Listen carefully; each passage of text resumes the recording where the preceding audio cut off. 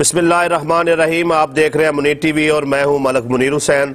दोस्तों, हकायत होती है कोई मसला कोई चीज़ समझाने के लिए। कहते हैं एक बादशाह ने अपने वजीर से पूछा, बादशाह ये बताओ कि मौलवी और दरवेश में क्या फ़र्क होता है। तो बादशाह ने कहा इसके लिए आपको दोनों को अलग अलग से दावतें देनी पड़ेंगी।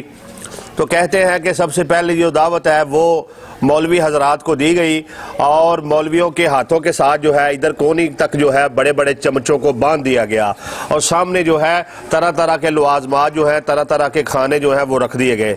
अब जो भी मौलवी जो है वो सामने पड़े हुए बर्तन में ऐसे जो है अपने चम्मच को डालता और ऐसे ऊपर ले जाकर चम्मच को जो है ऐसे खाने को चेहरे की तरफ फेंकता और खाता। इससे उसके कपड़े भी खराब होते और थोड़ा बहुत खाना जो है वो मुंह में चला जाता। और तमाम ने ऐसे ही किया।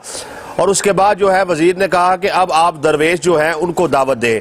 उसके बाद दरवेशों को दावत दी और उसी तरतीब से दरमियान में खाना रखा गया और आमने सामने जो दरवेश हजरात हैं उनको बिठा दिया गया। अब जब दरवेशों के खाने का वक्त आया तो जो भी दरवेश जो है खाने में अपने चम्मच को डालता तो वो सामने वाले के मुंह में खाना दे देता और सामने वाला जो है वो इसके मुंह में खाना डाल देता।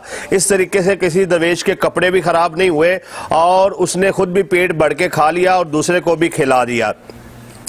यानी कि हर दरवेश ने पहले दूसरे का ख्याल किया।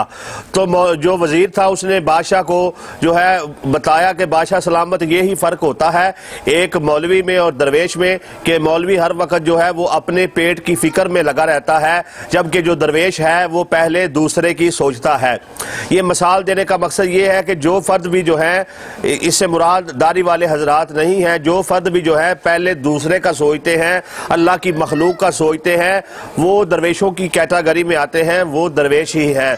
और दूसरा दरवेशों की ये मिसाल दी गई है कि दरवेश अफराद वो हैं कि जिनके सामने जो है वो उनकी मिसाल दरख्त की तरह है कि लोग जो है वो खुद तो धूप में रहते हैं लेकिन लोग उनके साए में बैठते हैं। और दरवेश की मिसाल दरख्त के तरह इसलिए भी दी गई है कि दरख्त के नीचे कोई भी आकर बैठ जाए, दरख्त उसके लिए साया मुहैया करता है और उससे नहीं पूछता कि तुम्हारा मसलक क्या है, तुम्हारा मजहब क्या है, बल्कि सबको जो है यकसा फ़ायदा पहुँचाता है।